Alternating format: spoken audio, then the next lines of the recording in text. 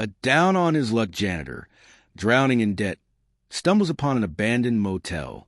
Inside, a locked safe with a secret worth millions. But what he discovers next changes everything.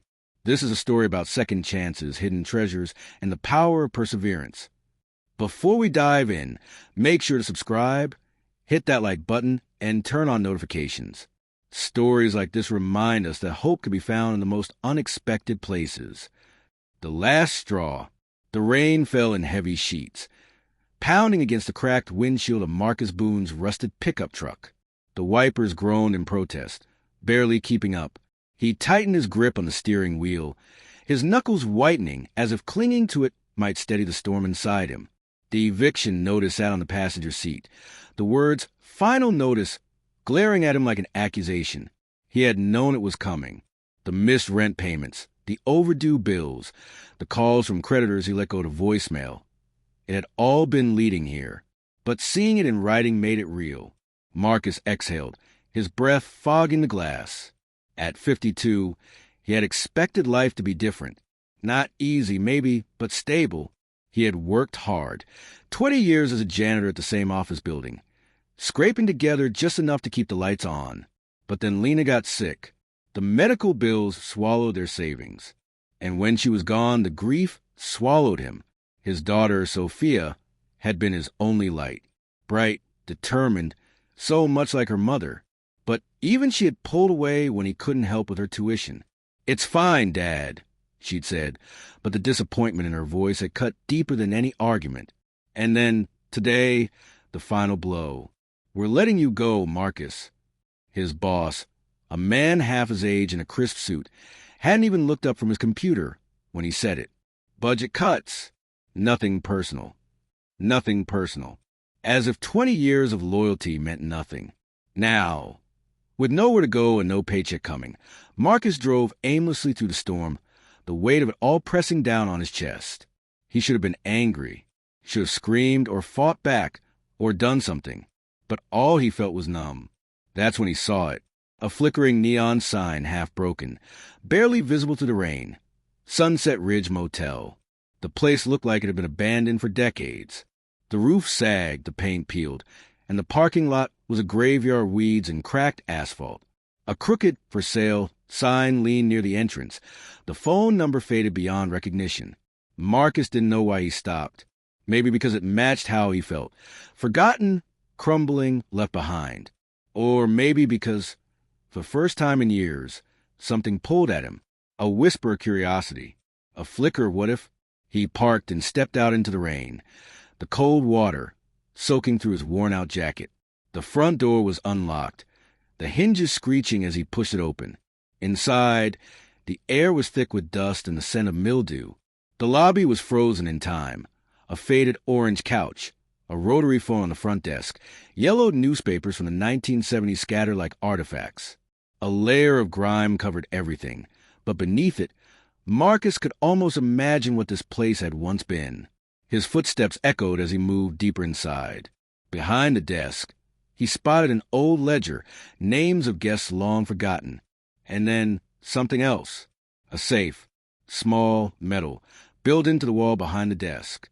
The kind with a spinning dial and a heavy door. It was rusted, covered in dust, but the lock looked intact. Marcus stared at it, his pulse quickening. What the hell was in there? And why did he feel like he was supposed to find it? Outside, thunder rumbled. The storm was getting worse. But for the first time in years, Marcus Boone didn't feel like giving up. He felt like he was just getting started. A broken promise. The safe seemed to hum in the silence, as if daring Marcus to open it.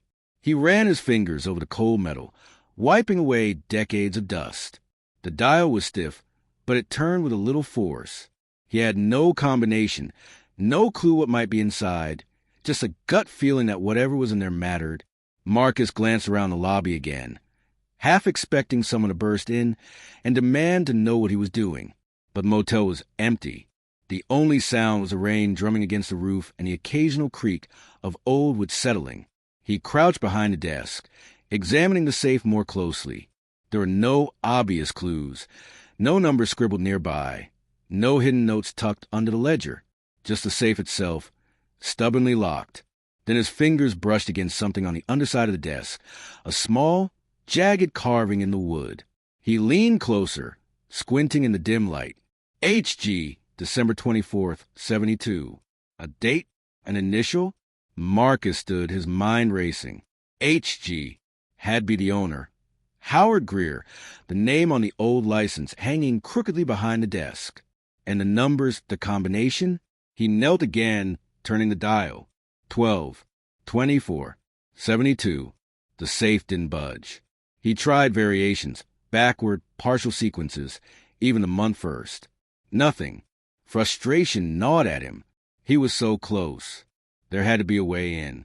Then he noticed something else, a keyhole beneath the dial. The safe needed a key and a combination. Marcus exhaled sharply, running a hand through his damp hair. Of course it wouldn't be that easy. He stood, pacing the lobby. The motel was huge, dozens of rooms, storage closets, an office. If there was a key, it could be anywhere. A flash of lightning lit up the room, casting long shadows. For a split second, Marcus thought he saw a figure standing in the hallway, tall, hunched, watching him. His breath hitched. But when the thunder faded, the hallway was empty, just as imagination, right? Shaking off the unease, Marcus grabbed an old lamp from the desk and headed down the dim hallway, peering into each room. Most were stripped bare, rotting mattresses, broken mirrors, wallpaper curling off the walls. But in room 12, something felt different. The door stuck when he pushed it open, though it's swollen with moisture. Inside, the air smelled faintly of cedar, like someone had once tried to mask the mustiness with polish. The bed frame was still intact, and a moth-eaten armchair sat in the corner. Marcus stepped inside, the floorboards groaning under his weight. His eyes landed on a nightstand with a single drawer. He yanked it open.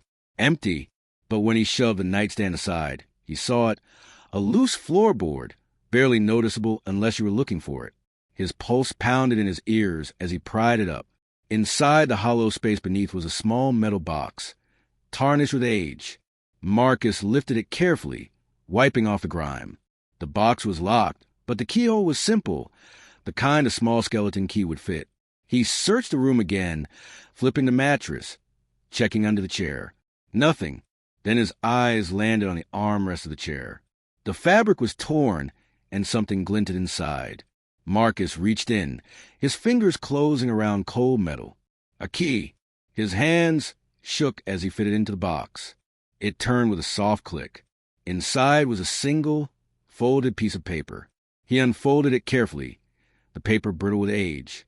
If you're reading this, you found what I hid. The safe combination is the day I lost everything.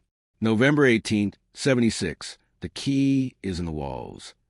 Marcus stared at the words, his mind racing. November 18th, 1976. A new combination to try. But what did the key is in the walls mean? He tucked the note into his pocket and hurried back to the lobby, his footsteps echoing through the empty motel. This time, the safe opened on the first try. The hinges groaned as the door swung open, revealing a stack of yellowed papers and a small, leather-bound book. Marcus grabbed the papers first, his eyes scanning the top page. Patent hashtag for 728-912, infinite energy converter, H. Greer. Beneath the title was a series of schematics, equations, and notes in cramped handwriting. Marcus didn't understand most of it, but one thing was clear. This was something big. He flipped through the rest of the papers, legal documents, letters, even a faded newspaper clipping about Howard Greer's disappearance in 1977. The man had been an inventor, a recluse who'd supposedly been working on something revolutionary before he vanished. And now Marcus was holding what might be his life's work. He set the papers aside and picked up the leather book, a journal. The first page was dated 1970. They're watching me now. I can't trust anyone, not even Diana. Marcus frowned. Diana? Before he could read further, a noise from the hallway made him freeze. Footsteps. Slow. Deliberate. Coming closer. Marcus shoved the papers and journal back into the safe and closed it just as the lobby door creaked open.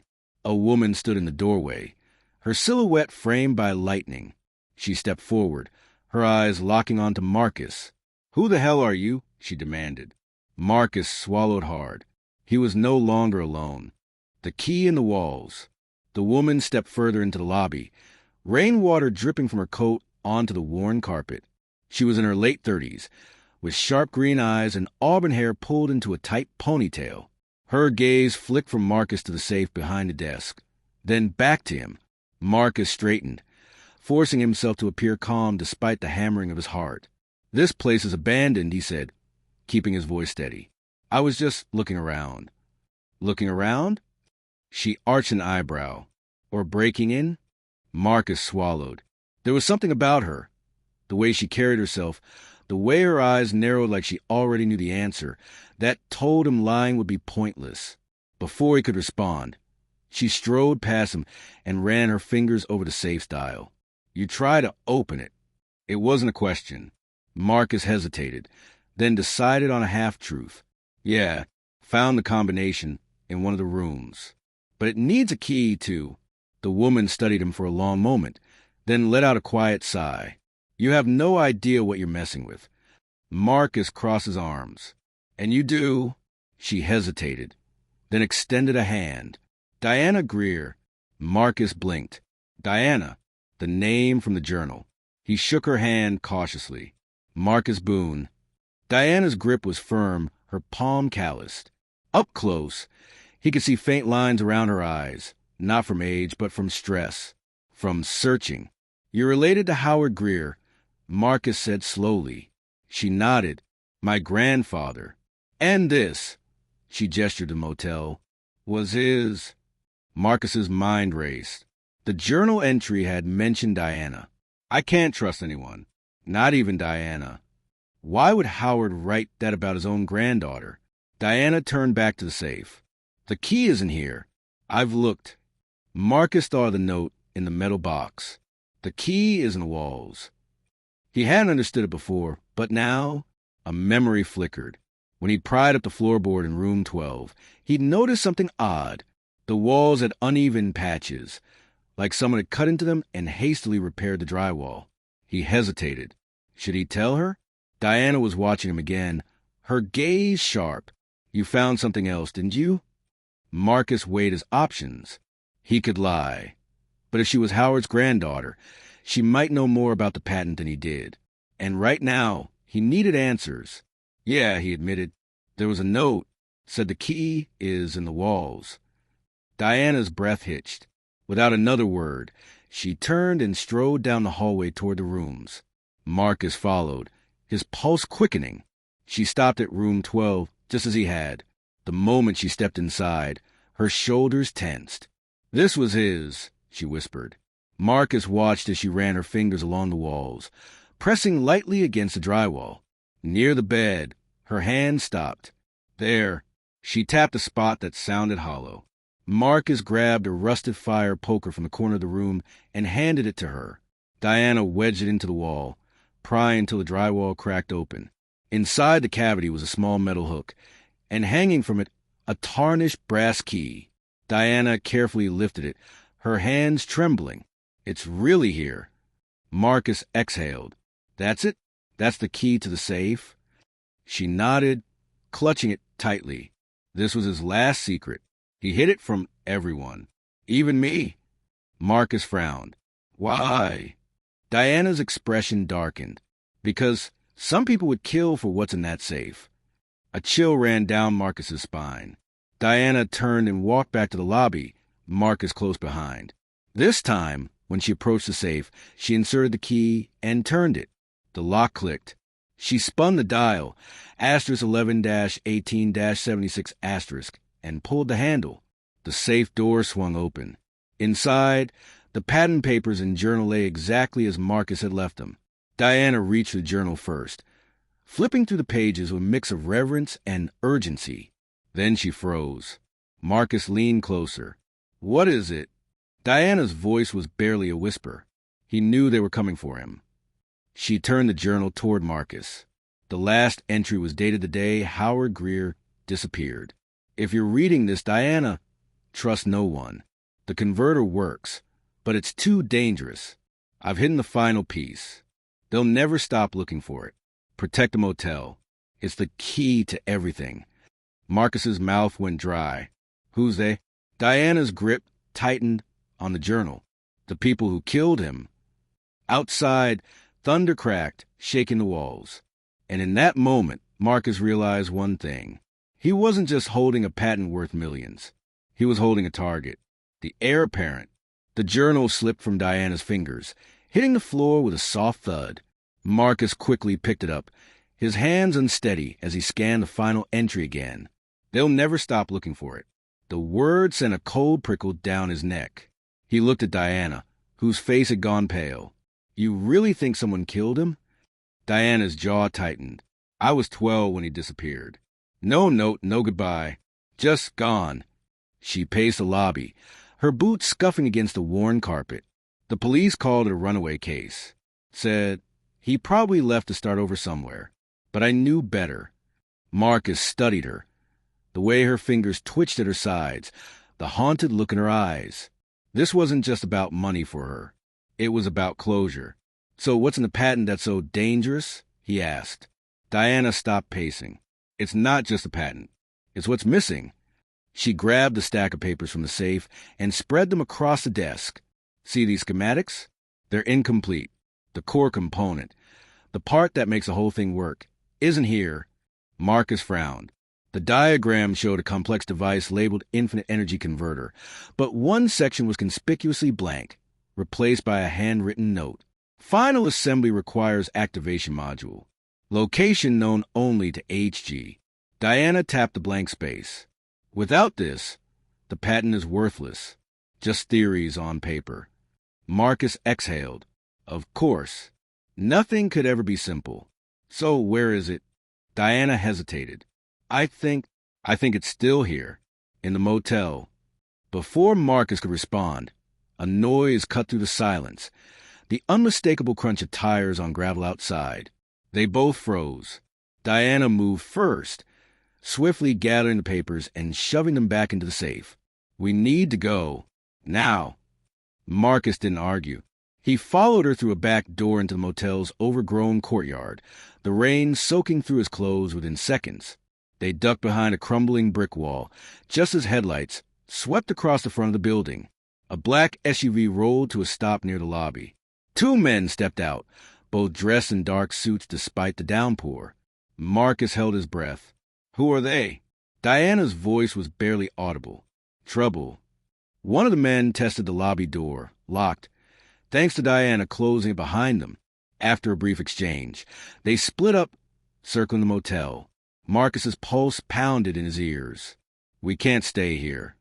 Diana nodded toward the tree line at the edge of the property. There's an old service road through those woods. Follow me. They kept low, weaving through overgrown shrubs and rusted patio furniture. Marcus's shoes sank into mud, each step a struggle. Behind them, a flashlight beam cut through the darkness. Too close. Diana grabbed Marcus's arm and yanked him behind a dumpster just as one of the men rounded the corner. They crouched in silence, rainwater dripping from the dumpster's lid onto Marcus's shoulder. The man's phone buzzed. He answered, his voice gruff. Yeah, we're here. Place is empty. A pause. No, nothing in the safe yet. We'll check the rooms. Marcus and Diana exchanged a glance. They knew about the safe. The man moved on, his footsteps fading. Diana waited a few seconds, then tugged Marcus toward the woods. They ran, branches whipping at their faces, until the motel was out of sight. Only then did Diana stop, bending over to catch her breath. There with next go. Marcus wiped rain from his face. Who? Energy conglomerate. They've been buying up old patents for years, especially anything related to alternative power. She straightened, her eyes burning with anger. They must have tracked the patent here. Marcus's mind raced. So what do we do? Diana looked back toward the motel, where flashlight beams now flickered in the windows. We find the activation module before they do. A gust of wind howled through the trees, carrying the faint sound of a car door slamming. The SUV's engine roared to life. Diana grabbed Marcus's arm. And we do it fast. They disappeared into the storm. the blueprint in the bones.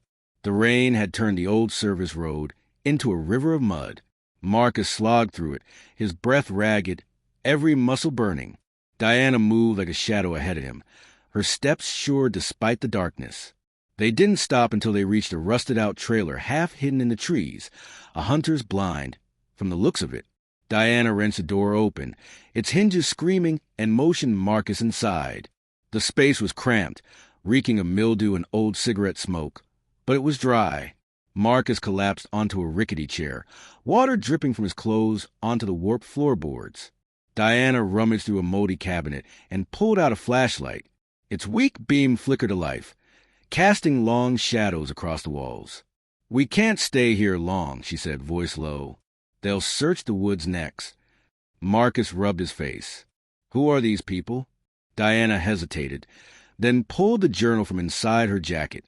She must have grabbed it from the safe before they ran. She flipped to a dog-eared page and handed it to Marcus. "Nexco isn't just buying patents. They're burying them. Nothing threatens big oil like free energy." Marcus's stomach dropped. "You're telling me your grandfather invented a machine that could have changed the world, and they killed him for it?" Diana's silence was answer enough.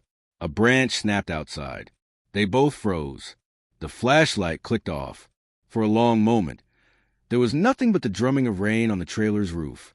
Then footsteps. Close. Marcus held his breath. A beam of light swept past the trailer's grimy window. Diana's hand found his arm, her grip vice-tight. Then, blessedly, the footsteps moved on. Marcus exhaled shakily. "We need a plan." Diana relit the flashlight and turned to a sketch in the journal, a detailed drawing of the motel's layout, with one room circled, 24. "That's where we'll find the module," she said. Marcus frowned. "Room 24? That wasn't even on the register."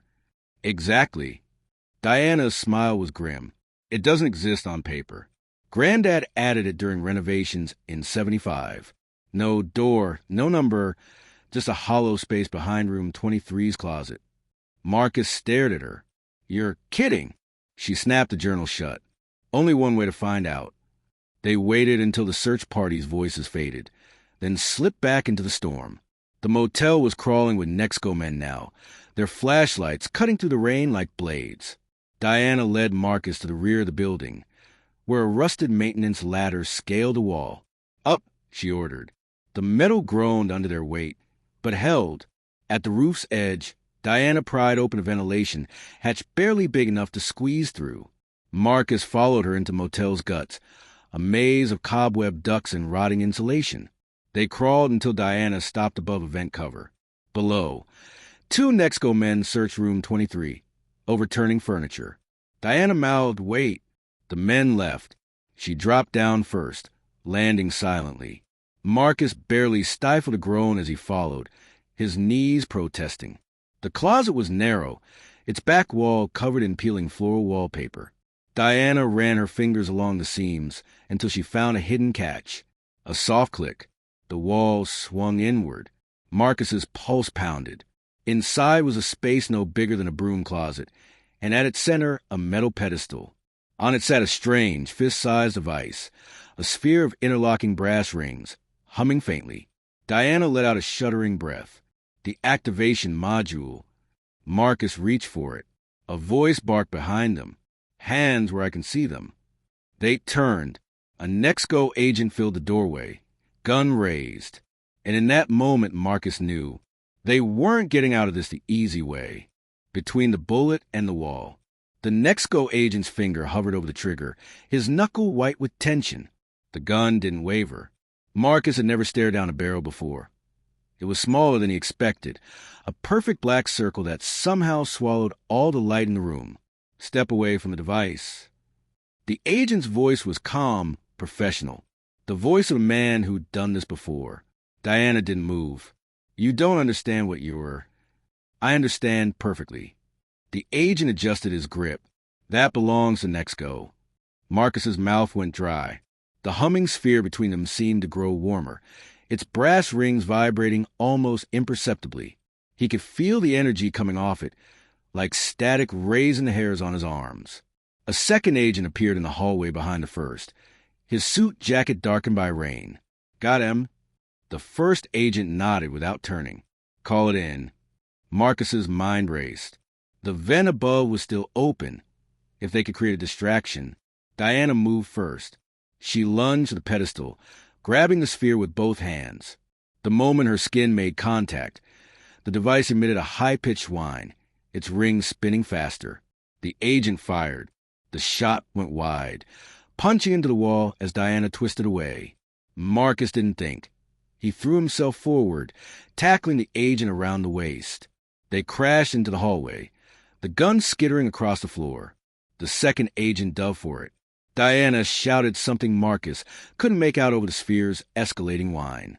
He rolled off the first agent just as the second brought the gun up. A blinding flash erupted from the sphere.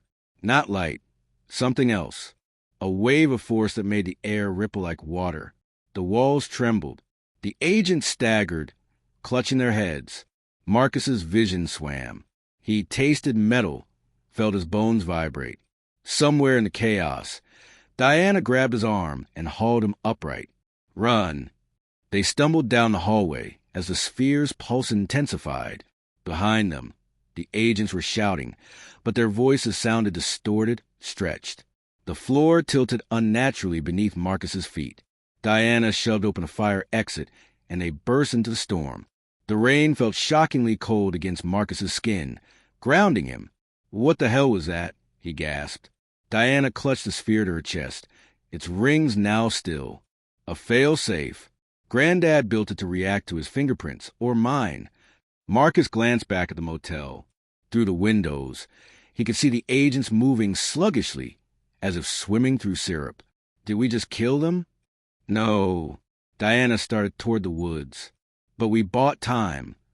They ran until the motel disappeared behind the trees. The sphere, now dormant again, weighed heavily between them. Marcus's hand shook as he helped Diana navigate the overgrown path. You knew that would happen, he said. Diana's jaw tightened. I hoped. The admission hung in the air between them. Marcus studied her profile, the determined set of her mouth, the way her eyes kept darting to the sphere like it might come alive again. She'd risked both their lives on a gamble, and it had worked. A crack of thunder made them both jump. The storm was worsening, the wind howling through the pines. We need shelter, Marcus said. Diana nodded toward a faint glow in the distance. There's a gas station about a mile east. We can call for help there. Marcus hesitated. Help from who? For the first time since they'd met, Diana looked uncertain. I have a contact, someone who knew my grandfather. The sphere chose that moment to emit a soft chime, its rings adjusting minutely. Diana stiffened. What's it doing now? Marcus asked. She turned the device over, revealing a tiny display that hadn't been visible before. Numbers flickered across it. Coordinates. Not what? Diana whispered. Where? The display stabilized, showing a location Marcus didn't recognize. But Diana's breath caught. That's not possible, she said. Marcus leaned in. What? It's pointing to his grave. The wind roared around them. But for a moment, all Marcus could hear was the sphere's steady, insistent hum. Like a heartbeat. Like a message. Diana's hands tightened around it. We were wrong. This isn't the final piece. Marcus stared at her. Then what is it? A map. Somewhere behind them, an engine roared to life. They ran. The grave secret. The gas station's flickering neon sign cast an eerie glow over the rain-slicked pavement. Marcus and Diana hunched in the phone booth outside, the sphere tucked between them in Diana's backpack. Every few seconds, it emitted a soft pulse, the coordinates on its display unchanging. Marcus fed quarters into the payphone, while Diana kept watch. The glass was fogged with their breath, the receiver cold against his ear. Who exactly are we calling? He whispered. Diana's eyes darted to the road. Someone who can get us to those coordinates. The line clicked. A gruff voice answered on the second ring. Yeah. Diana took the receiver. It's me. A pause. Then quieter. Jesus, kid. You're alive. Marcus could hear the relief in the man's voice. Whoever he was, he knew Diana well. She kept her voice low. "We found the module, but it's leading us somewhere else." Another pause. "Where?" "Greenwood Cemetery. Plot 1147. The man on the line exhaled sharply. "Howard's grave." Diana's knuckles whitened around the receiver. "Can you meet us?" "1 hour. South Gate." The line went dead. Diana hung up and turned to Marcus. "We need to move." They bought stale coffee and gas station sandwiches with Marcus's last few dollars, then waited behind a dumpster out back as a news report blared from a TV inside. Authorities are investigating a disturbance at the abandoned Sunset Ridge Motel earlier this evening. Witnesses reported hearing what sounded like an explosion. Diana clicked off the small transistor radio she'd lifted from the shelf. "They're covering it up." Marcus swallowed a bite of dry sandwich. "That guy you call, you trust him?" Diana stared at the backpack, holding the sphere. Sam was Granddad's oldest friend. "If anyone knows what's really in that grave, it's him." An engine rumbled nearby. They tensed, but it was just an 18-wheeler pulling in for gas. The sphere chimed again. Marcus unzipped the backpack. The coordinates hadn't changed, but the display now showed a countdown. 59 minutes and 23 seconds. 59 minutes and 22 seconds. "An hour," Diana murmured. "Whatever's there, it's on a timer." They left the gas station on foot, cutting through backyards and alleys to avoid the main roads. The rain had eased to a drizzle, but the night air was thick with the scent of wet earth and gasoline. Greenwood Cemetery's iron gates loomed ahead, rusted and imposing. A beat-up pickup idled near the south entrance, its headlights off. Sam was older than Marcus expected, mid-60s, with a grizzled beard and a mechanic's jacket. He embraced Diana like she was his own. "Damn fool stunt you pulled," he muttered, but there was no anger in it. His gaze flicked to Marcus. "Who's this?" "Marcus Boone." He offered his hand. "I found a motel." Sam's grip was callous, his eyes sharp. "Then you're either the luckiest or unluckiest SOB alive." Diana pulled out the sphere. Sam's breath hitched when he saw the countdown. 32 minutes and 11 seconds. "Howard's final joke," he murmured. "Buried it with him." Marcus frowned. "Buried what?" Sam popped the truck's tailgate, revealing shovels. Only one way to find out. The grave was simple, a weathered headstone reading Howard Greer, 1928 to 1977, with the epitaph, "The truth hums beneath your feet." Sam handed them gloves and a shovel. "Dig." Quietly. The earth was soft from the rain. Marcus's muscles burned as he worked, the shovel biting into the dirt. Diana dug like a woman possessed, her breaths coming in short, sharp bursts. The countdown hit 15 minutes when Marcus's shovel struck metal. They cleared the dirt with their hands, revealing a small, rusted safe embedded in the coffin's lid, just big enough to hold a shoebox. Sam wiped sweat from his brow. Same combination as the motel safe. Diana spun the dial. 11-18-76. The lock clicked. Inside was a single item, a glass vial filled with swirling blue liquid that glowed faintly in the dark. Sam let out a low whistle. "The catalyst." Marcus stared. "That's the missing piece?" Diana carefully lifted the vial. The moment it left the safe, the sphere in her backpack flared to life, its ring spinning wildly. The liquid in the vial brightened in response, pulsing like a heartbeat. Sam's radio crackled. Police scanners chattered in the distance. "We gotta go," he said. But Diana wasn't listening. She was staring at the headstone, her face pale. Marcus followed her gaze. Carved into the back of the stone, nearly worn away by time, was a single word, Nexco, and below it a date. Today's. Sam cursed. "It's a setup." Headlights swept across the cemetery gates. The sphere's countdown hit 0. And then, darkness. Every light in the cemetery winked out at once. The streetlights died. The distant city glow vanished. Somewhere in the blackness, engines cut off abruptly. Marcus's ears popped. The vial in Diana's hand blazed like a tiny star. And from the sphere's display, new words appeared. "Now you see."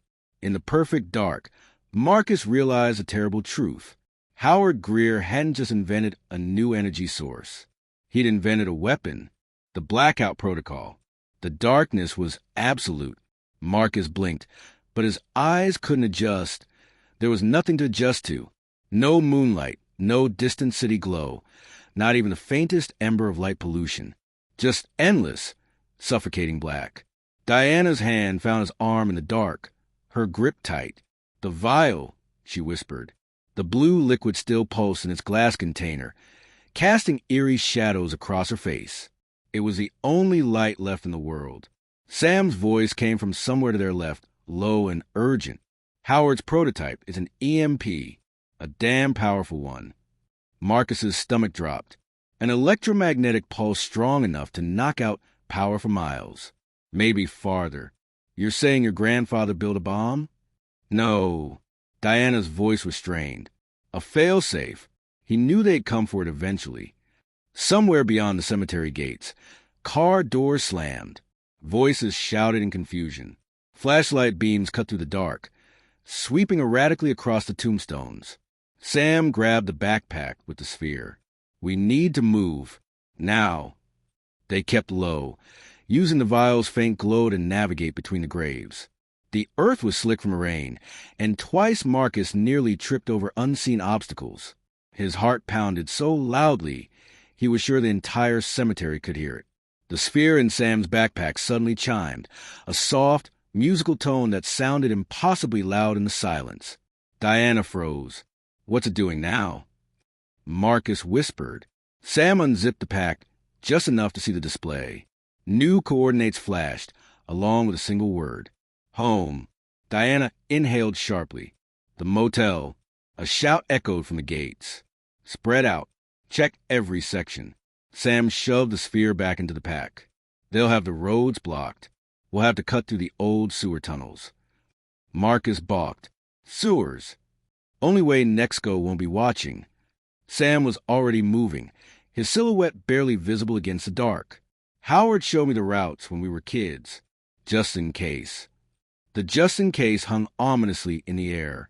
They reached a maintenance shed at the cemetery's edge. Sam picked the lock with practiced ease, revealing a ladder that descended into pitch blackness. The smell of damp concrete and something fouler wafted up. Diana went first, the vial's glow bobbing as she climbed down. Marcus followed, the metal rungs cold and slippery under his hands. The tunnel was cramped, the ceiling so low Marcus had a hunch. Water dripped somewhere in the distance, the sound echoing endlessly. Sam brought up the rear, pulling the shed door shut behind them. "Stay close, and don't touch the walls." Marcus didn't ask why. They moved in silence, their footsteps muffled by the trickle of runoff water. Every few minutes, the sphere would chime again, its tone growing more urgent. The coordinates hadn't changed, still pointing to the motel. After what felt like hours, the tunnel sloped upward. A rusted grate blocked their path. Sam shoved it open with his shoulder, revealing a storm drain near the motel's backlot. The Sunset Ridge looked even more sinister in the aftermath of the blackout. No lights, no hum of distant traffic, just the skeletal outline of the building against the starless sky. Diana climbed out first. Why would it bring us back here? As if in answer, the sphere emitted a final resonant chime. The display changed one last time. Truth below. Marcus suddenly understood. The basement, Howard's workshop. They slipped through a broken window into the motel's lobby. The air smelled of burnt electronics, probably residue from the EMP. The safe hung open, its contents undisturbed. Diana led them to the basement door, its hinges screeching in protest as she pulled it open. The stairs groaned under their weight. Howard's workshop was exactly as Marcus had seen it earlier. Workbenches cluttered with half-finished projects, blueprints pinned to corkboards. But the sphere was pulling Diana toward the far wall, where a large schematic of the infinite energy converter dominated the space. She pressed her palm against it. The wall clicked. A hidden panel swung inward, revealing a small alcove, and inside, a simple wooden box. Diana lifted it with trembling hands. The sphere's display flared to life one final time, projecting a holographic message into the air. "For Diana, play my final message." Sam made a choke sound. Voice activation. It needs your... Diana didn't let him finish. Play message. The sphere's ring spun rapidly, then stilled. And then Howard Greer's voice filled the room, scratchy but unmistakable, recorded decades ago. If you're hearing this, they've come for it, and you found what I left behind. A pause, as if the long-dead inventor was gathering his thoughts. The converter was never about energy. It was about control. Nexco didn't kill me because I invented something revolutionary. They killed me because I discovered their secret. The oil reserves are running dry faster than they've admitted. They've known for years. The converter could have bought us time, but they'd rather let the world burn than lose their power. Marcus's skin prickled. The vial contains the last surviving culture of the catalyst. The formula is in the box. Replicate it. Spread it. Don't let them bury this. Another pause. A shaky breath. I'm sorry, Diana. I never wanted this for you. But if anyone can finish what I started, it's you. The recording ended. The sphere's light dimmed, its purpose fulfilled. For a long moment, no one spoke. The weight of Howard's words hung heavy in the air. Then, footsteps upstairs. Heavy, multiple pairs. Sam moved first, snatching the box and shoving it into the backpack. Back tunnel. Now. They barely made it to the hidden passage behind the water heater before the basement door burst open above them. Marcus caught one glimpse of the men descending. Black tactical gear, rifles, Nexco insignias on their vests, before Diana yanked him into the dark. The tunnel was narrower than the sewer, the air thick with dust. They ran blindly, trusting Sam to lead the way. Somewhere behind them, a voice barked orders, then gunfire. The bullets sparked against the tunnel walls, illuminating their flight in strobes of orange light. Marcus didn't look back. He ran. The fire in the dark. The tunnel walls trembled with each gunshot. Marcus kept one hand on Diana's shoulder, the other braced against the rough concrete as they ran. Sam led the way, his labored breaths echoing ahead of them. The vial's blue glow was their only light, casting long shadows that twisted like living things along the passage. A bullet ricocheted off a pipe near Marcus's head. He flinched, his pulse roaring in his ears. Left here. Sam wheezed, yanking them into a narrower fork. The new tunnel sloped upward, the air growing marginally fresher. Marcus risked a glance back. Flashlight beams sliced through the dark behind them, accompanied by shouted commands.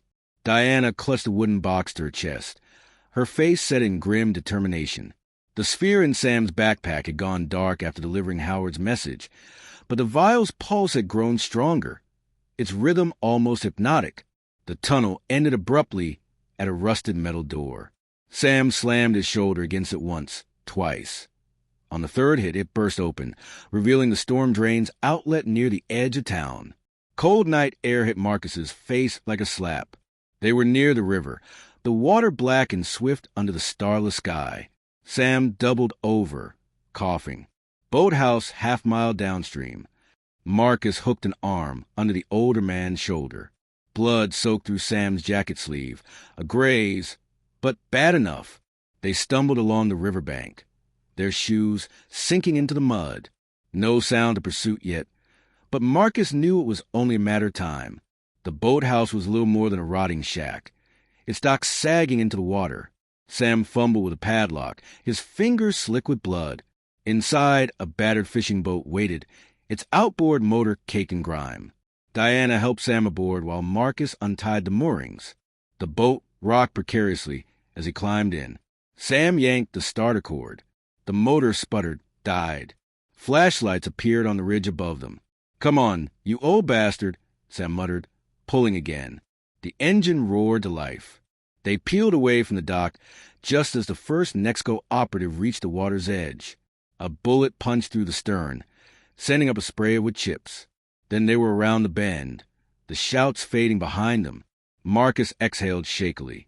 Where now? Diana opened the wooden box. Inside lay a notebook filled with Howard's cramped handwriting, a set of delicate glass vials, and a folded map.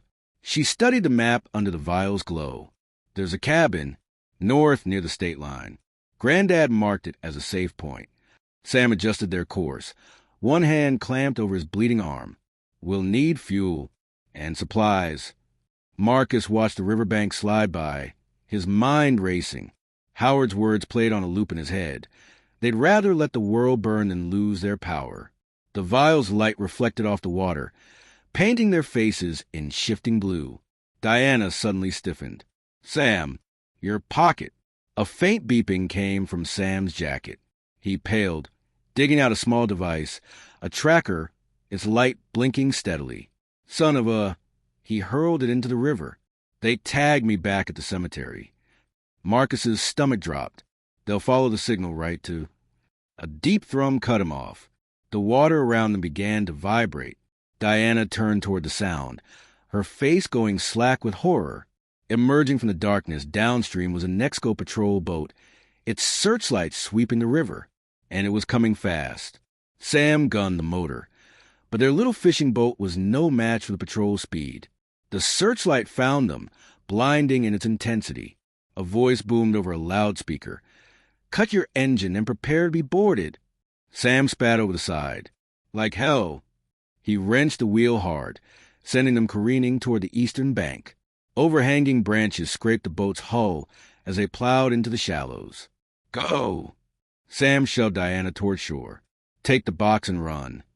Marcus hesitated. "What about you?" Sam's grin was fierce in the patrol boat's approaching light. "I'll buy you time." Diana grabbed Marcus's wrist. "We have to go. Now." They crashed through the underbrush as the patrol boat's spotlight swung wildly behind them. The sound of shouting was drowned out by a sudden, deafening roar, Sam's boat motor revving at full throttle. Marcus didn't look back. He ran until his lungs burned, Diana always a step ahead. The woods thickened around them, the canopy blotting out what little light remained. The vial's pulse had grown erratic, its glow flaring brighter with each step. Diana clutched it tighter, as if trying to contain its energy. A distant explosion rocked the night. Marcus stumbled. Diana didn't stop. They ran until the woods opened into a clearing. There, nestled against the pines, stood a small cabin, weathered but intact, its windows dark. Diana fumbled with the hide key under the porch steps. The door swung open with a groan, revealing a single room frozen in time, a cot, a wood stove, and walls papered with yellowed schematics. Howard's last sanctuary. Marcus barred the door behind them as Diana set the box on the table. Her hand shook as she opened Howard's notebook to the first page. There, in bold letters, was written, "For when the world is ready," and below it, the complete formula for the catalyst. Diana traced the words with her finger, her breath hitching. "We can't let this die with us." Marcus sank onto the cot, his entire body aching. Outside, the first hints of dawn lightened the sky. Somewhere out there, Nexco was hunting, and in Diana's hands lay the means to change everything. He met her eyes. "Then we make sure it doesn't. When the world is ready." The cabin's wood stove crackled, its feeble warmth doing little to chase the chill from Marcus's bones. Dawn bled through the dusty windows, painting the room in pale gold. Diana hadn't moved from the table all night, her fingers tracing Howard's notes, her brow furrowed in concentration. Marcus watched her from the cot, his body exhausted but his mind racing. Sam's sacrifice, the vial's pulsing light, the weight of what they now carried. It all pressed down on him like a physical force. Diana finally looked up, her eyes red-rimmed but clear. "I know how to replicate it." Marcus sat up. "The catalyst?" She nodded, turning the notebook toward him. Page after page of chemical equations, diagrams, and, tucked between the sheets, a faded photograph of a younger Howard standing with a group of scientists in front of a university building. "We need lab equipment," she said. "Proper glassware, a sterile environment." Marcus ran a hand through his tangled hair. "Which we don't have." Diana's mouth curved into something that wasn't quite a smile. "But I know who does." She flipped to the back of the notebook, where a single name was written in bold letters.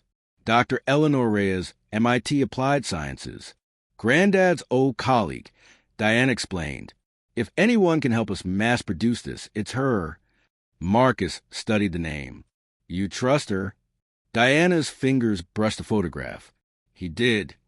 Outside, a bird began its morning song. The normalcy of it felt jarring. Somewhere beyond these woods, the world was waking up to darkness. Cars that wouldn't start, phones that wouldn't power on, a city still paralyzed by Howard's final gift. Marcus stood, his joints protesting. We should go. They'll be searching the area. Donia carefully repacked the box, nestling the vial among Howard's notes. The glass shimmered as she closed the lid, its light undimmed. They left the cabin as they'd found it, the door clicking shut behind them. The woods were alive with morning now. Birds fling between branches, dew glittering on spiderwebs. It would have been peaceful, if not for the distant whine of helicopters. Donia led them northeast, avoiding trails and roads. They drank from streams and ate wild berries, moving steadily toward civilization. By midday, they reached the outskirts of a small town. Power was still out. People clustered on porches, radios crackling with battery-operated news reports. The word terrorism floated through the air more than once. Donia pulled Marcus into an alley. We need transportation. A block away, a beat-up pickup truck sat outside a diner, its keys dangling from the ignition as the owner unloaded groceries. Marcus hesitated. We're stealing it? Donia met his gaze. We're saving it. 5 minutes later, they were on the highway, the town shrinking in the rear-view mirror. Donia navigated with Howard's map spread across the dashboard, her fingers tracing routes to Cambridge. Marcus gripped the wheel, his mind replaying the last 48 hours. A janitor, a motel, a secret worth killing for. He glanced at the box on the seat, between them. What happens when we get to MIT? Donia stared at the road ahead. We changed the world. The truck ate up the miles, carrying them toward an uncertain future. But for the first time since he'd found that damn safe, Marcus felt something kindling in his chest. Not fear, not desperation. Hope. This story was about ordinary people facing extraordinary choices. But the real question is, what would you have done? Let us know in the comments below. And if you believe in second chances, hit that subscribe button. More stories of courage and redemption are coming your way. The pickup truck disappears down the highway, the rising sun glinting off its hood. In the bed, barely visible, the wooden box sits securely wedged between bags. Inside, the vial pulses once, brightly as if in approval,